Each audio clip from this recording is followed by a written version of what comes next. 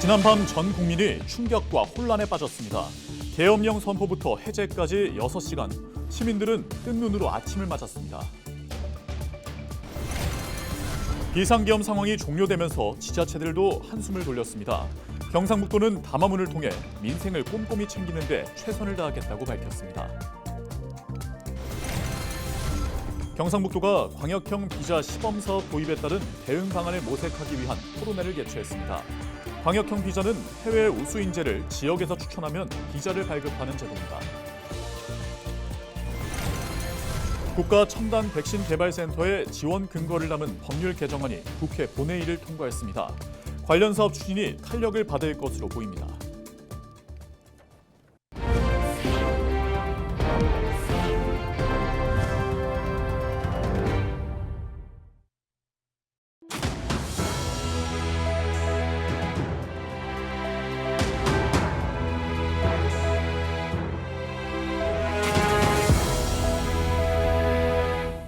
시청자 여러분 안녕하십니까? 헬로티비 대구 경북 뉴스입니다. 지난밤 전 국민이 충격과 혼란에 빠졌습니다. 계엄령 선포부터 해제까지 6시간. 시민들은 불안했고 또 분노하며 뜬 눈으로 아침을 맞았습니다. 홍하영 기자의 보도입니다. 윤석열 대통령이 비상계엄을 선포한 것은 지난 3일 밤 10시 23분. 이후 국회가 비상계엄 해제 요구안을 가결하고 4일 새벽 4시 반, 6시간 만에 계엄은 해제됐습니다. 갑작스레 내려진 계엄령은 당황스러웠고 무장계엄군이 창문을 깨고 국회에 강제 진입하는 모습을 본 시민들은 충격에 빠졌습니다.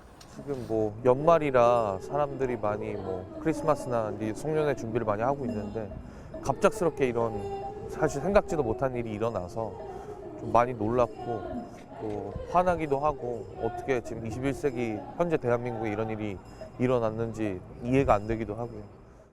처음에는 가짜 뉴스인 줄 알았고 나중에 이제 뉴스 보면서 어떤 내용인지 기다리고 있는데 저는 누구의 생각으로 이런 상황이 벌어졌는지 왜 했는지 이런 게 너무 궁금하고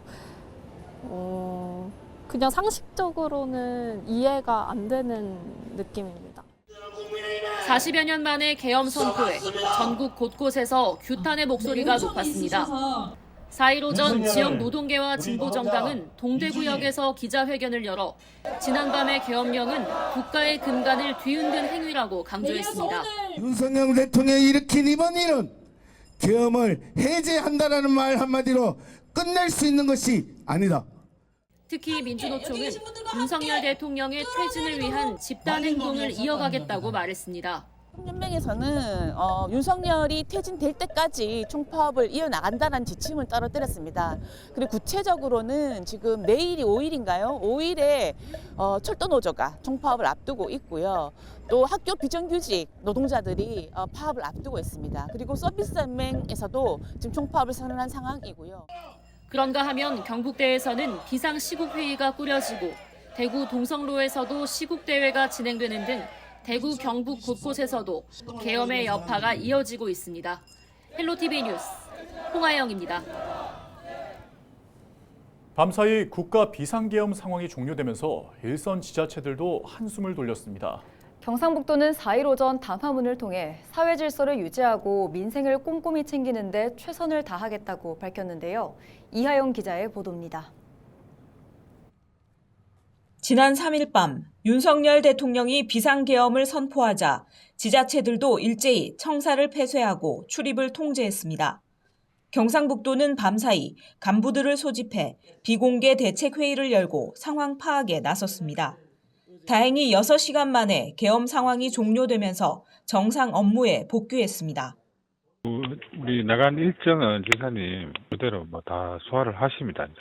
오늘 간부회의는 우리가 원래 간부회의 하는 날은 아닌데 이제 전체 모여가 하셨죠. 이철우 지사는 4일 오전 담화문을 통해 계엄이 해제돼 다행스럽게 생각한다며 경상북도는 사회 질서를 유지하고 민생을 꼼꼼히 챙기는 데 최선을 다하겠다고 밝혔습니다. 그러면서 이번 사태에 동요하지 말고 정상적으로 일상생활에 전념해 달라고 강조했습니다. 경상북도의회도 4일 오전 의장단과 상임위원장단을 긴급 소집해 이번 계엄 사태와 관련한 대책회의를 열었습니다. 박성만 도의장은 담화문을 통해 경북도민이 신속한 일상으로 복귀할 수 있도록 민생 안정에 최선을 다하겠다고 밝혔습니다. 그러면서 앞으로 일어날 수 있는 우려 상황에 대비해 실시간으로 모니터링하고 예의주시하면서 빠르게 대처하겠다고 덧붙였습니다. 한편 홍준표 대구시장은 비상계엄 선포와 해제에 대해 자신의 SNS를 통해 충정은 이해하나 경솔한 한밤중의 해프닝이라며 꼭 그런 방법밖에 없었는지 유감이라고 밝혔습니다. 헬로티비 뉴스 이하영입니다.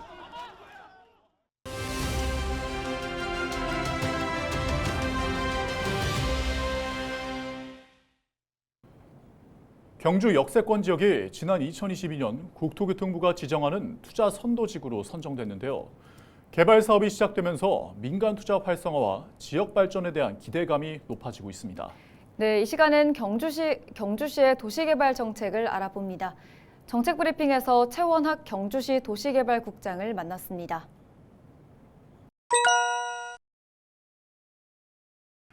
도시기본계획은 국가 상위 계획을 반영하여 도시의 미래 발전 방향과 목표를 설정하는 장기적인 정책 계획입니다.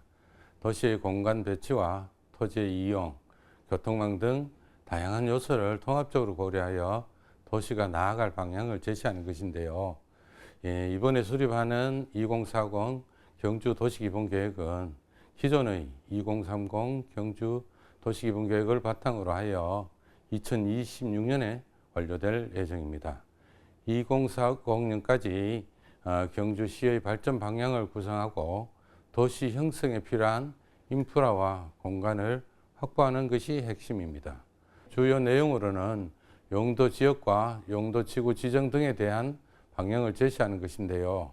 이를 바탕으로 주거 지역의 확장과 고도 지구 완화, 취락 지구 지정 등 실질적인 도시 공간 구조를 구체화하게 됩니다. 2040 도시기본계획의 재수립을 통하여 경주시의 지속 가능한 발전과 함께 살기 좋은 도시를 건설하고 시민들의 고충을 덜어드리기 위해 최선을 다하겠습니다. 경주 역세권 해로운 플랫폼 시티는 국토교통부가 지정하는 투자 선도지구로 성장성이 높은 지방도시에 민간 투자를 활성화하고 지역 발전을 이끌어갈 거점을 만드는 사업인데요. 2022년 12월에 속초, 통영과 함께 우리 시가 선정되었습니다. 경주 일대 97만 제곱미터 부지에 5,407억 원을 투입하여 2031년까지 상업, 업무, 주거단지를 개발한 사업입니다. 이미 경주역 북측에 53만 제곱미터 부지에 2,933억 원을 투입하여 지난 7월부터 대규모 아파트 단지가 들어서는 신경주 역세권 지역개발 사업이 한창 진행 중에 있습니다. 이용객이 크게 증가할 것으로 예상됨에 따라 경주역 복합환승센터를 중심으로 광역교통 거점망을 구축하고 지역의 양성자 가속기 센터, SMR 국가산업단지와 연계하여 첨단 산업 클러스터를 조성할 계획입니다.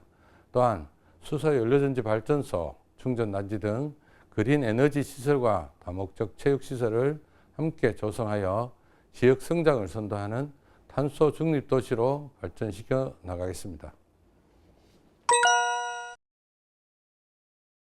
올해 5월 달에 개통된 황금대교는 지역 주민의 오랜 수건 사업인데요. 덕분에 교통체증이 크게 해소되었고 국지도 68호선과 연결되는 새로운 길이 열려서 교통망이 더욱 편리해졌습니다. 황금대교뿐만 아니라 경주시는 4통팔달 경주를 목표로 주요 도로망 확충에 많은 힘을 기울이고 있습니다.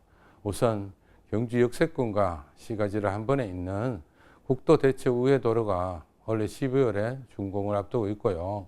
광명에서 화천 간 지방도 904호선 확장 공사도 내년 9월에 마무리됩니다.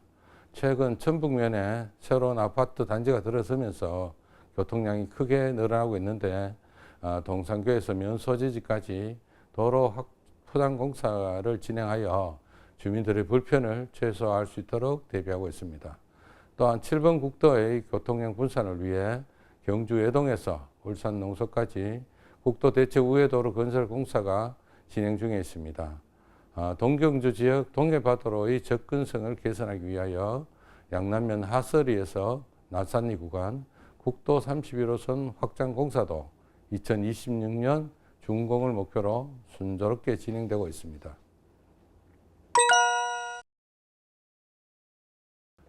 시는 황리단길의 만성적인 주차 문제 해결과 관광객 시민 여러분의 안전을 위해 다양한 노력을 하고 있습니다. 특히 문화관광통합 환승주차장 조성을 추진하고 있는데요. 황리단길과 대농원 등 주요 사적지 인근인 사정동에 245억 원의 예산을 투입하여 900명 규모의 대형 주차장을 건설하는 사업인데요. 주차 수급 실태 조사와 타당성 분석 등 행정 절차를 거쳐 현재 문화재 발굴 조사가 마무리 단계에 있습니다. 올 하반기에 착공하여 내년 10월 에이펙 정상회의 개최 이전에 완공하는 것을 목표로 하고 있는데요.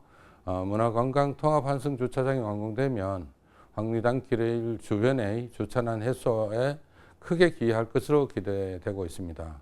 이외에도 불법 주정차 단속 강화와 주변 교통 흐름 개선 등 다각적인 방안을 모색하여 경주를 찾는 관광객 여러분이 편안하게 머물다 가실 수 있도록 최선을 다하겠습니다.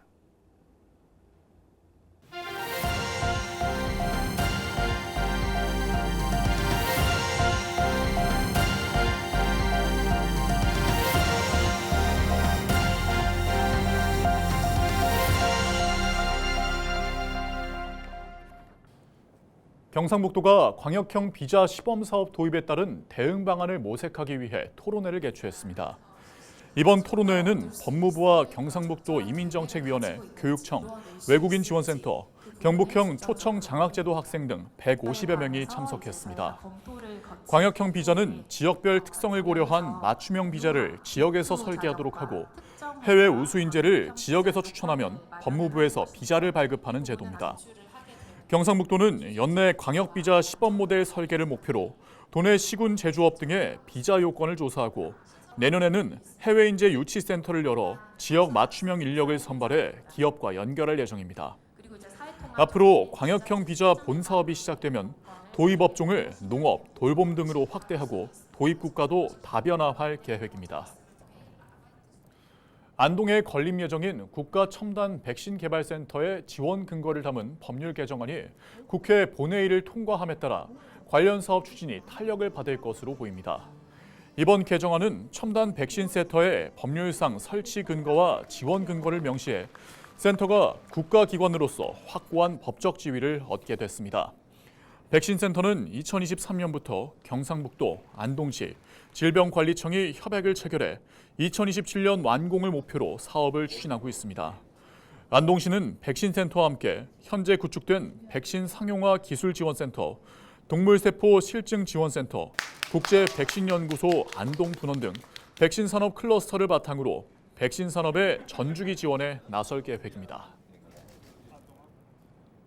안동과학대학이 지역 산업체와의 네트워크를 강화하기 위한 산학협력 엑스포를 개최했습니다. 6일까지 4일간 열리는 이번 행사는 바이오 산업 육성 포럼, 기업 협업센터 워크숍, 창업 아이디어 경진대회 등으로 진행됩니다. 또 경북 북부 5개 전문대학이 연합해 재학생들의 수업 성과물인 캡스톤 디자인을 선보이는 전시 행사도 마련됩니다. 안동과학대는 이번 엑스포를 기반으로 내년부터 시행 예정인 지역 혁신 중심 대학 지원 체계, 이른바 라이즈 사업의 성공적인 추진을 위해 지역사회 협력 역량을 높인다는 계획입니다. 영천시는 올해 추진한 10개 주요 시책 가운데 시민들이 공감하는 시책 3가지를 시민투표를 통해 선정합니다. 오는 13일까지 영천 시민 누구나 시청이나 보건소, 농업기술센터, 읍면동 행정복지센터 등에서 투표할 수 있으며 영천시 홈페이지에 접속해 온라인으로도 참여할 수 있습니다. 뉴스를 마칩니다. 고맙습니다.